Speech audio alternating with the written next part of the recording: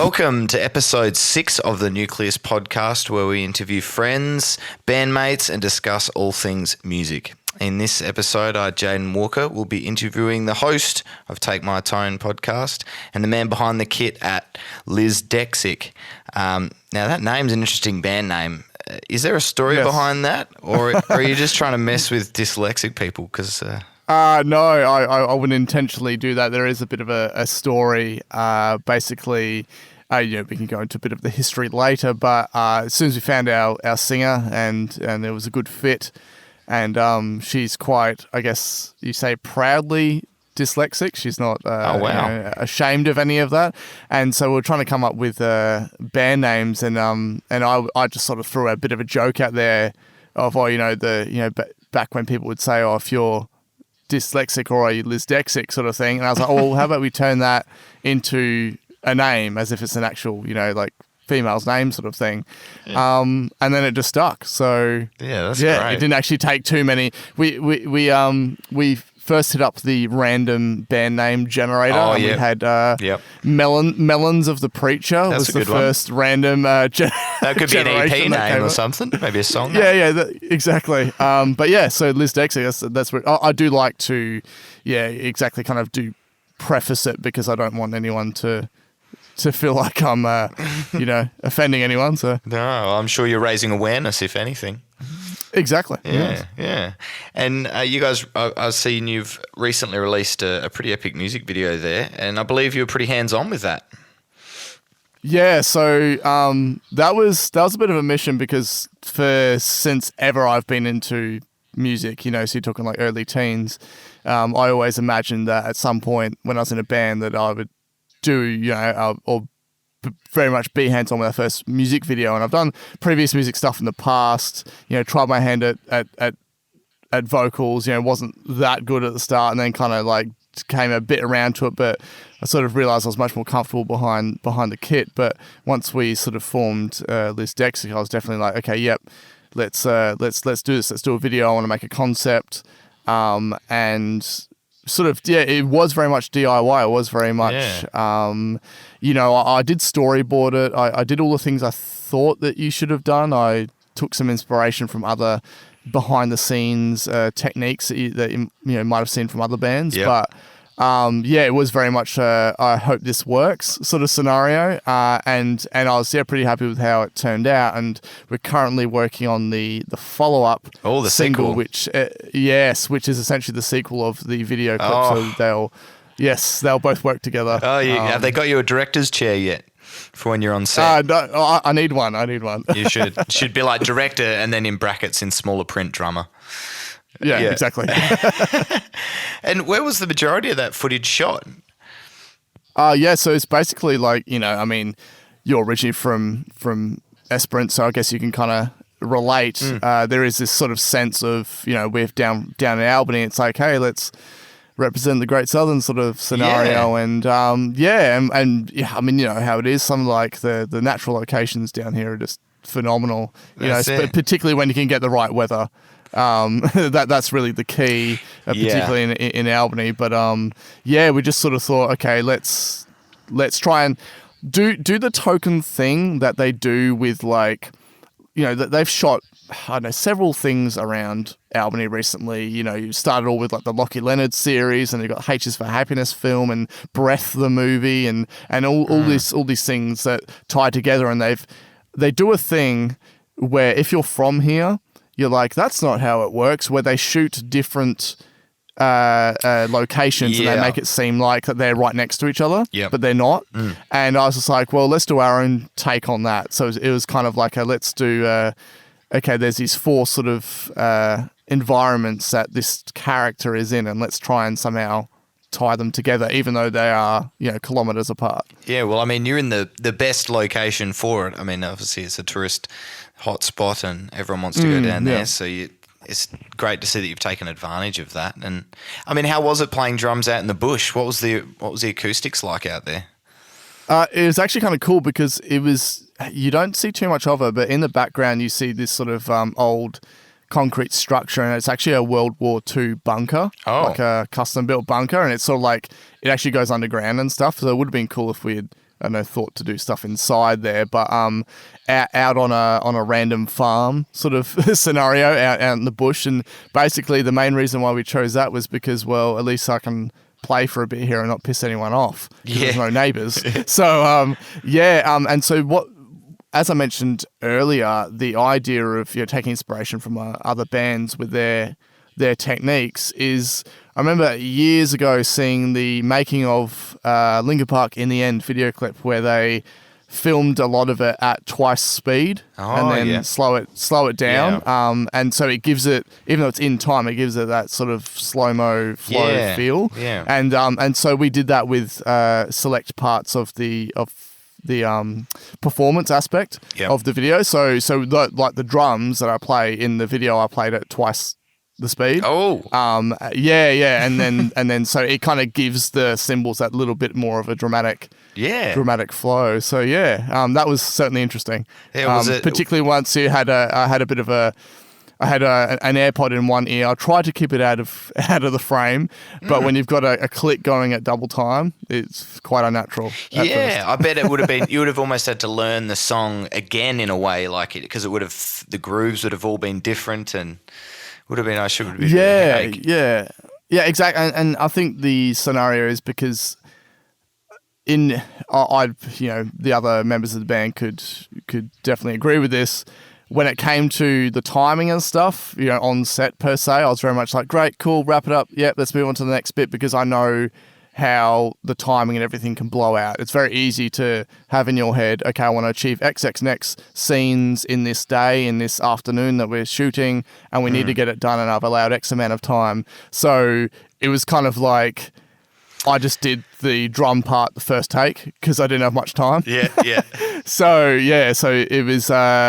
it was just kind of like, let's wing it. It's always tough wearing multiple caps, isn't it? Like when I always envy bandmates in different things where it's like, I'd love to just rock up and just do what someone told me to do. Like you're obviously very hands-on with your band, and I do photo shoots for my band and I feel the same, and I'm sweating and then I'm getting into the shot and I'm taking the photos of myself and I'm always looking the worst because I'm sweaty because I'm trying to do the camera gear, and they're all just able to chill and relax. But it's crazy though, because even when it came to us recording the performance footage for this upcoming video, which we've done that part, our singer rocks up and she's like, I didn't mean to go out the night before, but I did, sort of thing. And she's like looking like that shit. When you can tell that someone like looks like, you can tell that they feel like shit even though they kind of like look all right. I'm like, you'll look fine in the video clip, but behind the scenes it's just like, they have the worst hangover. Yeah.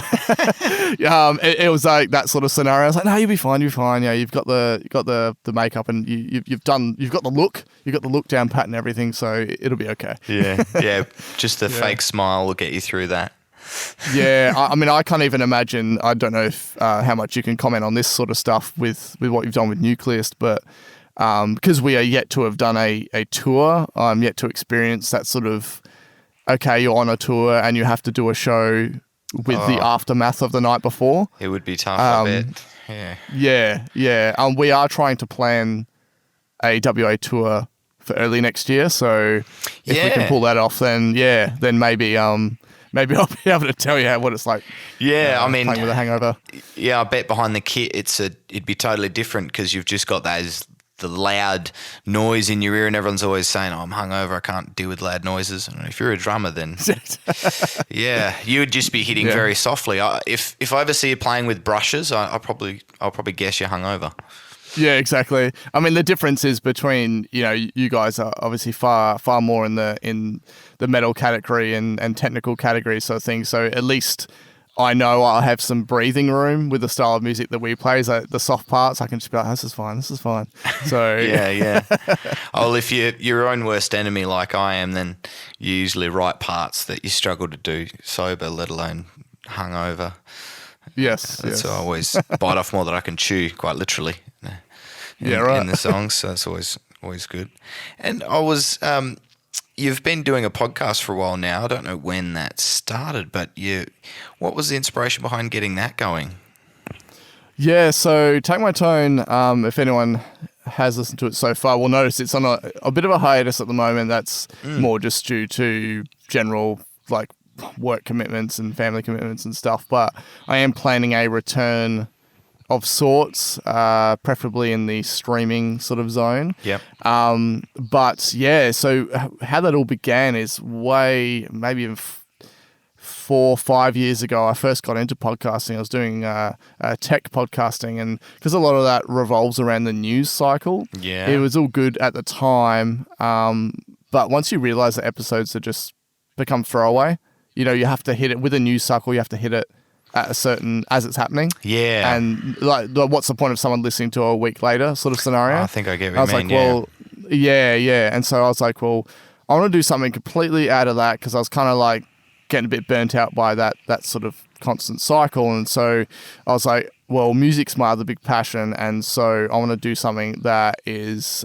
evergreen content. So it's going to be perfectly listenable down the track. And so I love, I've always been intrigued by the idea of, and you could definitely, I guess, relate to this, that idea of listening to music that is generally separate from what's popular. I mean, genres come and go and all that sort of stuff, but generally, if you're talking like heavier stuff, it's always on the outside per se. And so I always found myself either both enjoying and not enjoying talking about or showing someone my music. It's like I almost wanted them to not like it, because they were sort of like from I only listen to pop radio scenario. And it's almost like part of it is like you're intrigued of them being, well, how can you listen to this? Versus you kind of also want to show them the value and the technique and that goes into that type of music. Yeah, I guess them liking your music might, in a way, make you feel like it's discrediting your music. It's like, wait, you like Beyonce, but then I hope you don't like my music, otherwise, you know. It's such a weird, like protection, sort of like not so. It's like semi-elitist, I guess, in a way, but yeah. And so I was like, well, first of all, I want to break that kind of awkwardness, because really at the end of that, it's pretty stupid. So I was like, well, I also want to know more about and the reasons why people are into other types of music that I wouldn't listen to. So Take My Time was literally like, okay, what's the best ways to compare two artists? Present a song each. I'll present a song I like, they present a song they like, and then we can just dissect it, speak about what we do or don't like about it, and then maybe provide it that bit more background info. It's not so much a case of trying to convince someone or trying to change someone's mind, but more like, this is why I arrived to this decision. This is why I like this particular song or artist. Sort of like an open debate in a way as well, like how you're comparing notes, but in more of an open discussion as opposed to like a debate. But it's good exactly. like that. I kind of thought, because I mean, a lot of your podcasts episodes, it'll generally be like you've picked sort of a metal song, and then they'll have picked something, you know, in the more commercial realm. But I thought maybe if I came on the podcast, maybe I'd pick a Killswitch song, and you're a big fan of Killswitch, and you would pick a Killswitch song. Exactly. And we could compare notes on who we like better, Jesse Leach or Howard. I thought that'd be a fun one.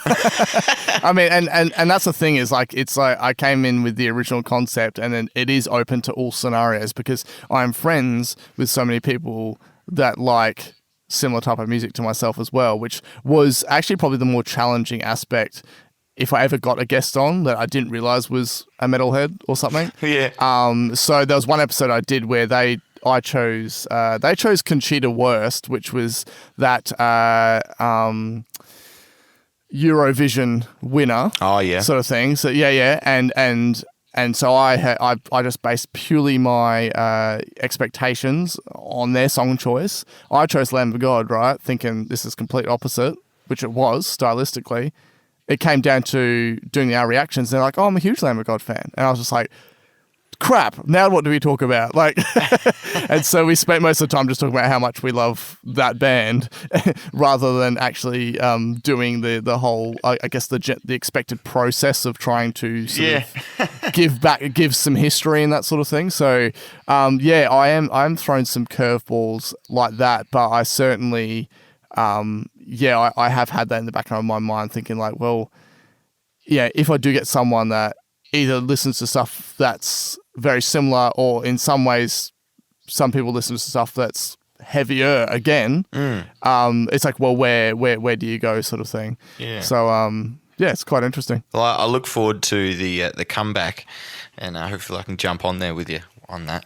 Oh, absolutely, man. I'd love to have you on. That'd be good. I now that you've kind of lined up the idea of the Jesse versus Howard, I always think that's very interesting to discuss. So because I have my soft spots for both of them. So yeah, exactly. You could have me on, and would probably have to flip a coin. I don't know who I'd side with, and then you could do one with Lachlan McLeod, who's a big fan of also, and you could do a 3-part episode of Killswitch versus Killswitch.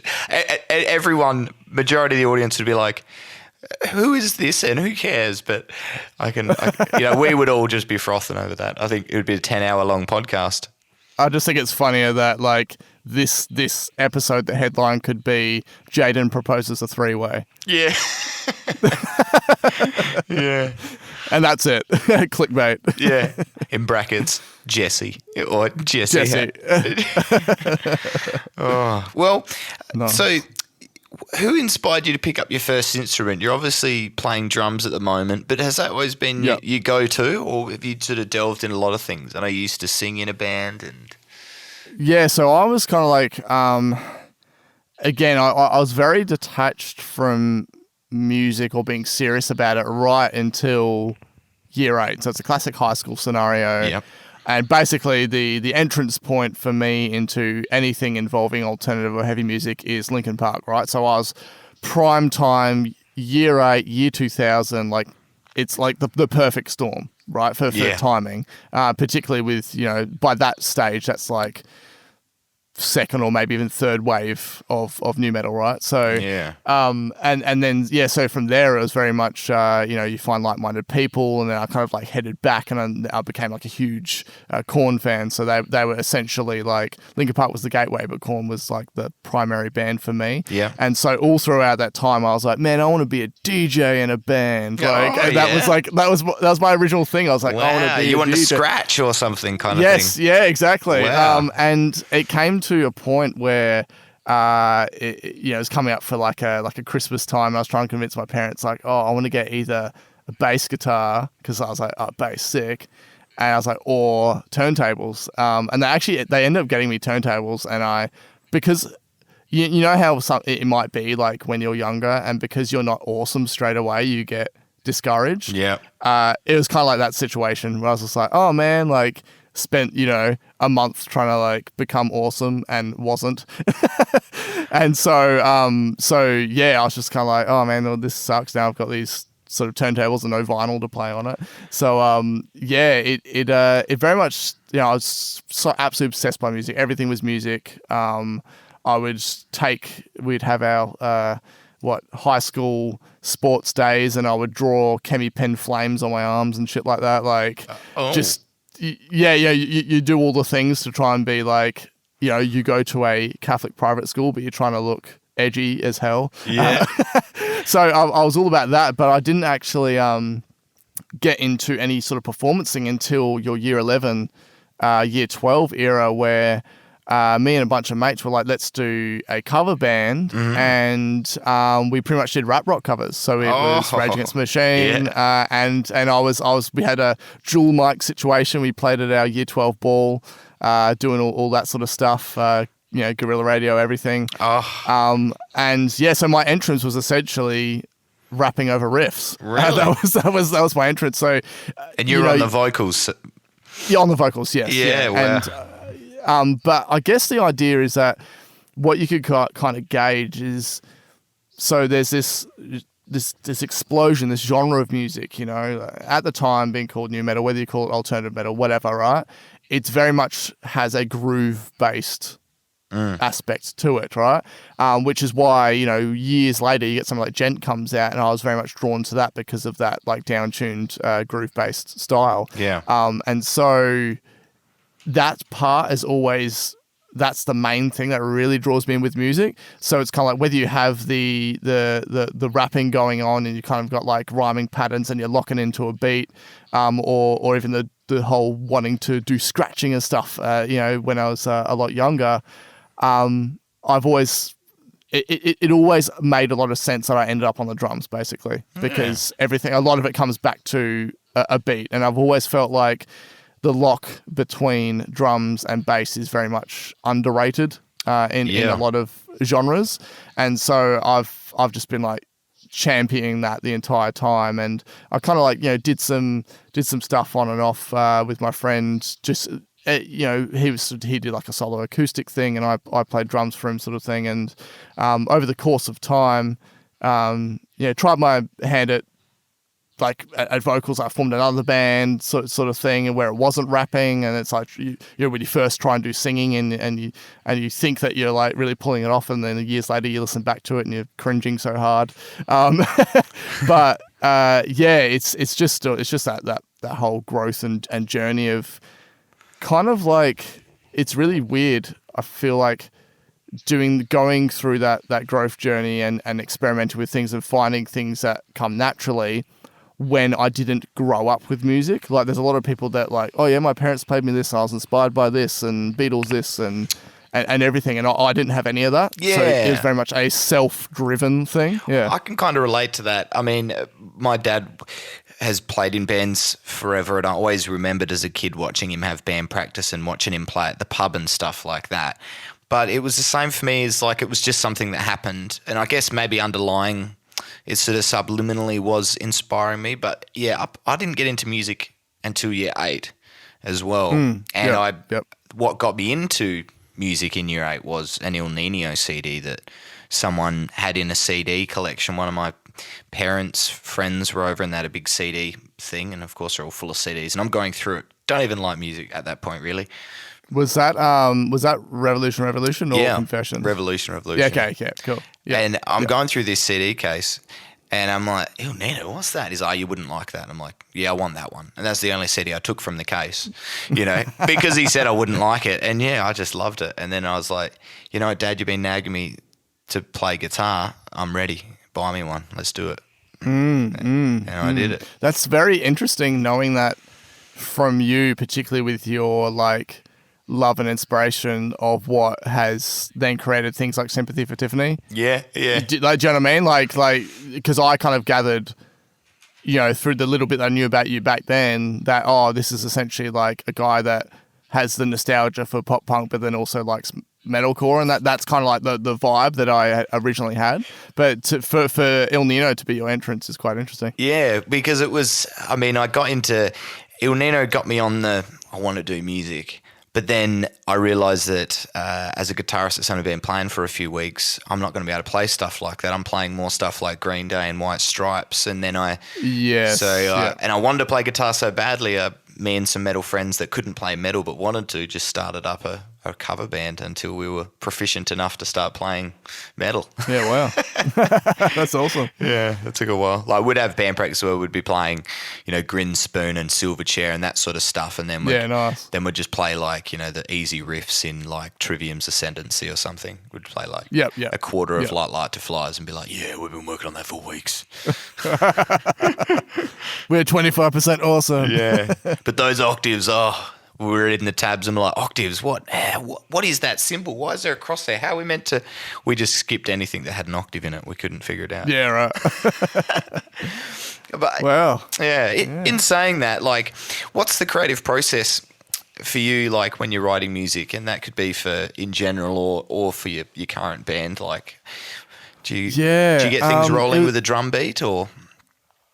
So it's really interesting. Like, there's a period of time where I really got into drum programming. And that was more a case of, I had a previous band and my brother moved to Perth sort of scenario. It's like, well, we need to jam somehow. So, hey, Simon, you can recreate the drum tracks sort of thing. And that was really where I just like learned how to, and not just recreate the drum tracks in the sense of just have something basic or very robotic to jam along to. I was like specifically trying to make it sound that bit more realistic, or Yeah. try and go in and individually with different beats actually adjust the intensities and things like that to make any rolls or stuff and that's where sound it more gets realistic. hard. That's where it's Yes, exactly.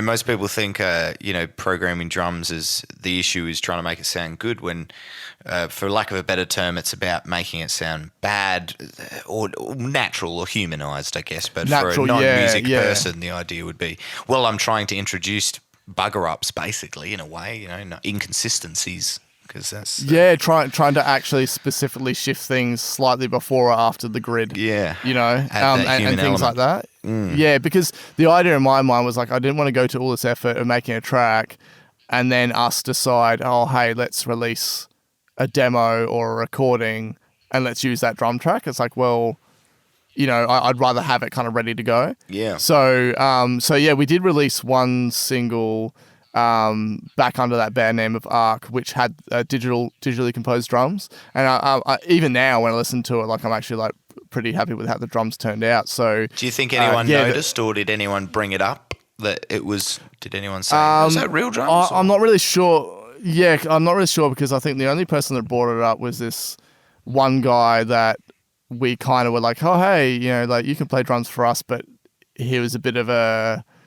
I mean, yeah, you know how it is. You get some of those musicians that are quite cocky. Yeah. And I think it was that case. I think I might have either let slip or, hey, like, I'd love to get you to re-record these drums. And then he spent all the time bagging the digital drums. I was kind of like, I'm instantly regretting my decision on letting you in. Oh, well, I'll let you in on a secret. Like, with Nucleus, a lot of people...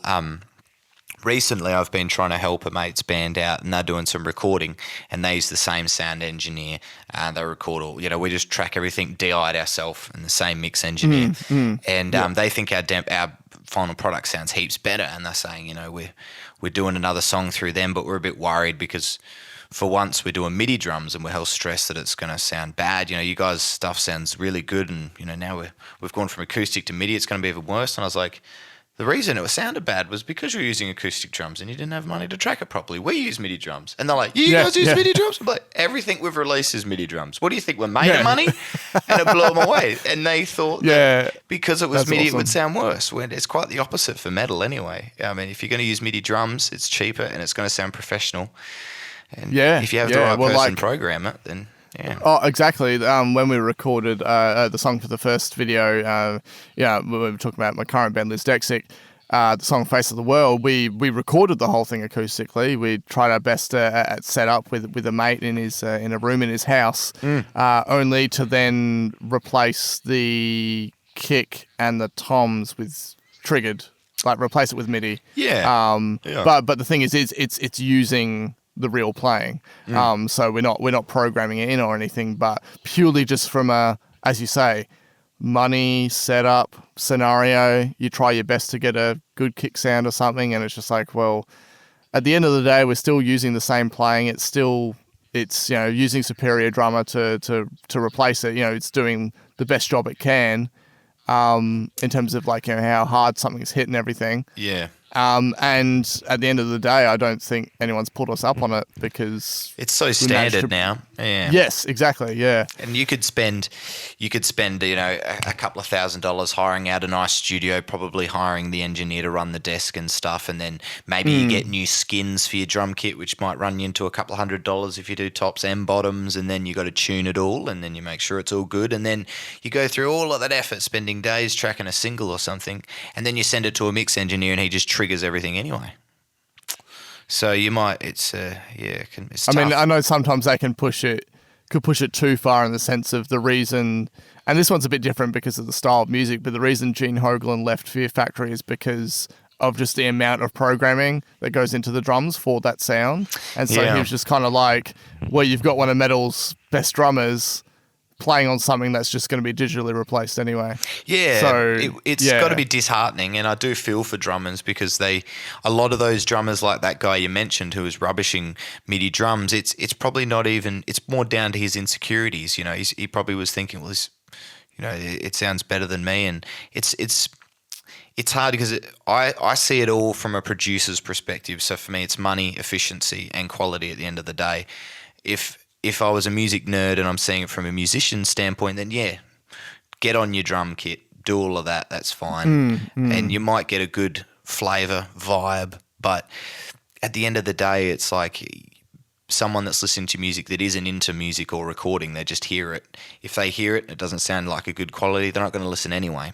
So, And to me, it's kind of like with how the recording turned out, just before we went in to record that, which was back in January, I was like, okay, I definitely want to get some better cymbals and stuff. And so I either got some new ones or I got some like really good quality, secondhand ones, classic, gas station call out there.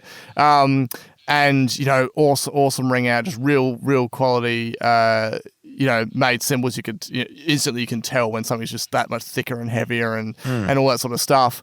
So to me, it's kind of like, well, at least I got to showcase those. Yeah, that's the thing, right?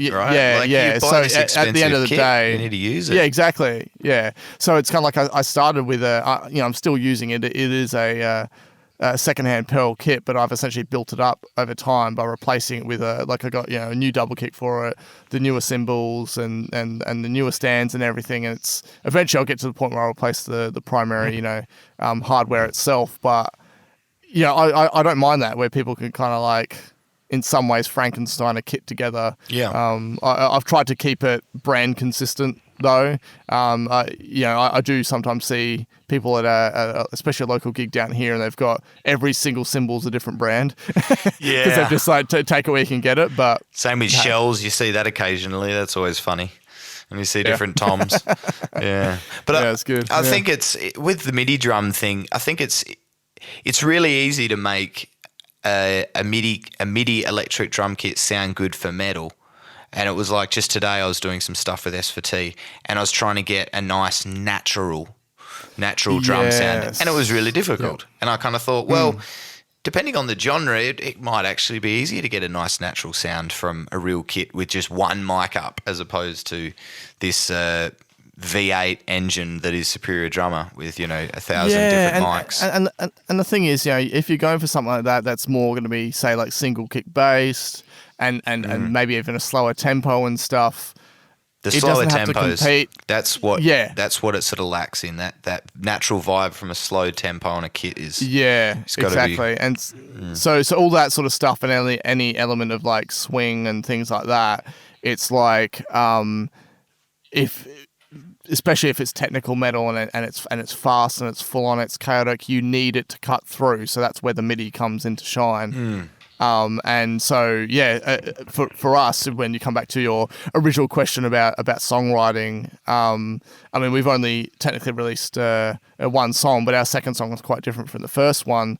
But you'll already see it kind of showcases different aspects of the band. So it's kind of like we need, at least from a production standpoint, for it to have that authentic rock feel or more kind of like ethereal vibe, rather than just like a triggered cymbal awkwardly cutting in through the mood. Yeah, that's right. Because do you guys write as a band in your traditional sense of in a jam room, guns are blazing? Yes. Yeah, I miss that. How do you guys find? Did you all just jump in a room and then that all just sort of happened organically, or did you all have to sort of sit down and really put everyone's sort of job roles on? It's like, I'm going to start drumming, you're going to do a bit of this, then, because I always find it's really chaotic sometimes with new bands when they all get in a room. Yeah, I guess part of it's trying to just pick up on the vibe of like everyone at the time, because someone might have had a shit day at work or whatever, and it's kind of like, well, maybe they just want to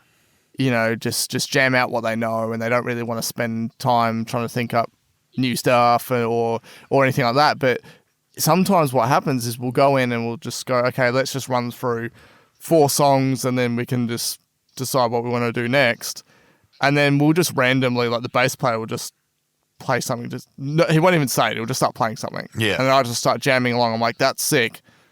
And then we end up replacing the entire jam with, let's work on this new song that we just created just now. Yeah. Like that sort of thing. And I love that. Yeah. We're kind of like caught in that at the moment where we've been working on this song, but we've got a show coming up in December. And it's like, well, do we try and like, fast track that to play it live for the first time? Or do we just think, no, let's actually kind of like put it to the side and just get tight again for our normal set. Yeah, you'll find the inspiration strikes at all the wrong times. Like if you should Yeah. you should be preparing for a show, but probably diverging into a new song.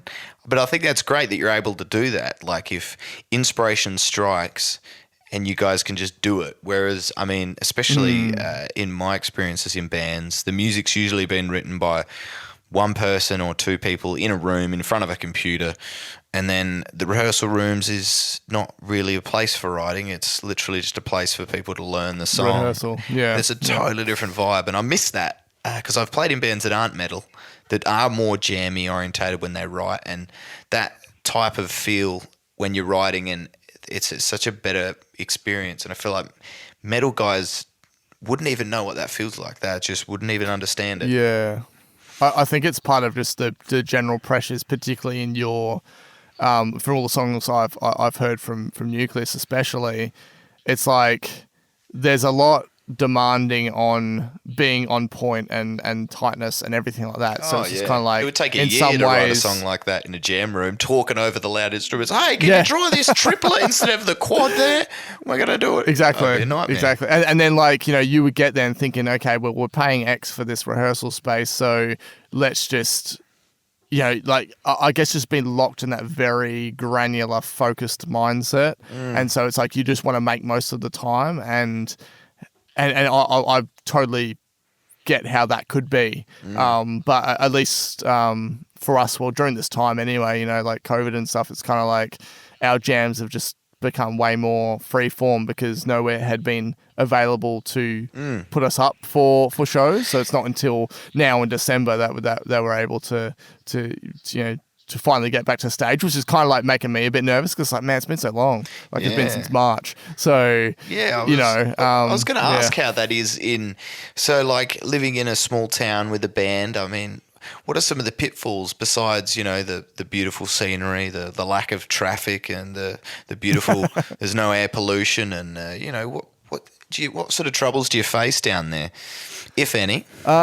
Troubles is lack of venues, lack of opportunities to play. So there have been shows that have been running the entire time since when first COVID sort of, you know, was a thing, to now. And as we can both describe, you know, for anyone listening outside WA, we are super, super lucky in WA for bands and everything. All that stuff is all thriving, you know. Yeah. But yeah, it's just a case of, there is a little bit of hesitation because of our type of music. Like, we're not all metal, but we have metal aspects. So it's just kind of like, there is part of that. There is that sort of small town, like, cover bands are the ones that draw the crowd sort of scenario, and or solo acoustic, a lot of solo acoustic. At the you know, cafes yes, cafes. Venues can't always accommodate for a band, and that's sort of half the. They just want a DJ or just some pretty face on an acoustic singing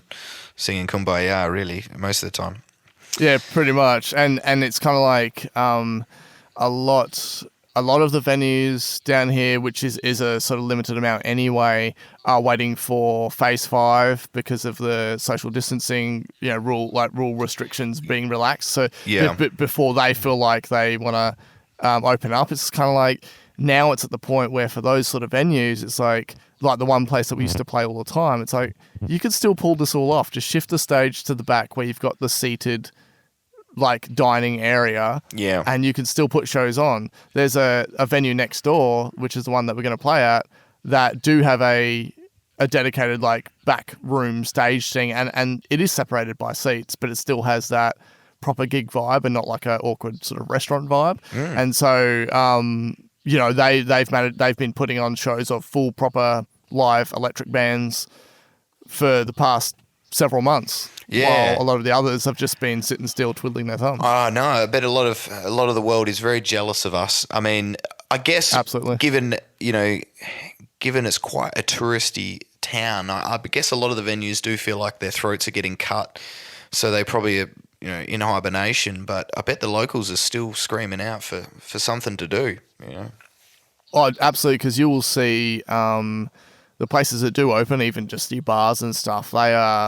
packed. Like, and they're having to do the classic. Okay, yeah, we've hit X amount capacity here, and then okay, you next you overflow. People have to go outside, sort of scenario. But then it kind of loosens up a bit. So, I think part of it is just that, I guess, fear of, okay, what happens if something does happen at a venue because they weren't following the rules 100%. Yeah. Versus like, how long do they leave it before they think of other ways to accommodate more than just your one person act. Yeah. Yeah. I've got a question about your pet that you've got. You've got quite a strange pet. What made you get one of them? Well, I have many pets anyway. Mm-hmm. So before I talk about that, and this will kind of like gauge you a little bit of an insight mind into my marriage, I guess. It's kind of like before I was allowed, or it was even deemed comfortable to get this yet to be named pet. I had to go through 2 dogs, a cat, 7 guinea pigs, a chicken, a bird, a hermit crab, and I'm sure I'm forgetting something else. So, yeah, so we're quite, my hands are full. And so I was like, well, it was coming up to my birthday last year, and I was like, for my life, I've been obsessed with reptiles. I was like, I really want to get a pet python. And so I have a Stimson's python. It's now about a year and a half old. We had a barbecue with a whole bunch of mates and all their kids around last night for the footy grand final, and it was just so funny. Just I suddenly pulled out my pet Monty Python, obviously. Yeah. Anyone knowing me and my love for wordplay. And the kids loved it, and the parents of the kids freaked out, so that was quite funny. And I guess those guinea pigs that they took a bit off the food bill. I guess Monty took them off your hands. Those. Oh no! We still have. They're definitely too big, but I do. It is quite strange keeping packs of frozen mice in your freezer. So yeah, I see them at the pet store, and I think, wow. Yeah, exactly. So yeah, that's it's pretty cool. And he hasn't gone out. It's kind of like no, he hasn't. Like if anyone's unaware, when you get a pet snake, you have to keep them like in a container for essentially the first year of their life. Oh. So they stay in like a click-clack plastic container. You put holes in it, obviously, for aeration, and you just upsize it the bigger they get. Yeah. And the reason for this is because you have that container in an enclosure, and that enclosure has like certain heating set up. So what you do is you put the container like half on like a heated area and half not. So the snake learns as they grow to regulate their temperature. So because they're cold-blooded, so they shift from one side of the container to another. Oh, wow. And so by the time they get to a year old, they're smart enough to have learned all that. And then now he's out and he's got like all his T-Rex skull accessories and like he's pimped branches and stuff. And I've never seen a snake so scared of sand. Wow. It was bizarre. Like, I guess imagine if you were brought up all throughout your life and you've only ever walked on plastic, and then you're suddenly have to be made to walk on sand. It would be pretty freaky. Yeah, I reckon. So, the ground is just like crumbling underneath me. Yeah, that would be so strange. So yeah, he's a legend. So and it's just like, again, people that are generally either scared of snakes or just sort of don't understand it.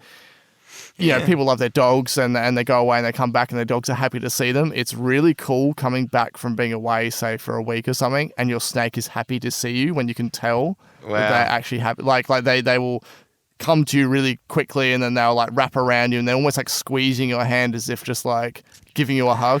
And it's just so bizarre. But it's a really cool experience. Yeah. Yeah, you have to give me some video updates on that. I'd be keen to see. Yeah. Well, I think we'll let you get to Monty. I bet he's missing you now because we've been chatting for long enough now, I think. And no worries. Thank you for coming on again, and for everyone to check out the latest video. I should be able to link it in the show notes. If you just go to lizdexic.com, so LizDexic.com. Yes. And we've got it there, and then we've just set up some merch recently as well. So, great. Yeah. Yeah. If you're if you're keen of what we do, then basically you can nab a shirt or a jumper or even a baby onesie if you're that way inclined. So there you go. Yeah. All right. Was there anything else you want to add before we let you go? Any like what's next for you guys? You've obviously got that show coming up.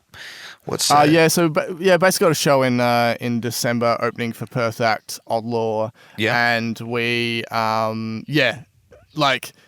I'm halfway through basically producing the next video. We've got half the footage, we've got to film the rest of it.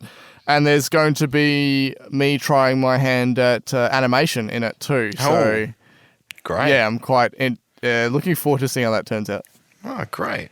Oh, we'll definitely be keeping an ear out for that. And well, thanks for that. And we'll sign off now. And we'll thank everyone for tuning in, and to stay safe, stay metal, and take it easy. Peace out. Gotcha.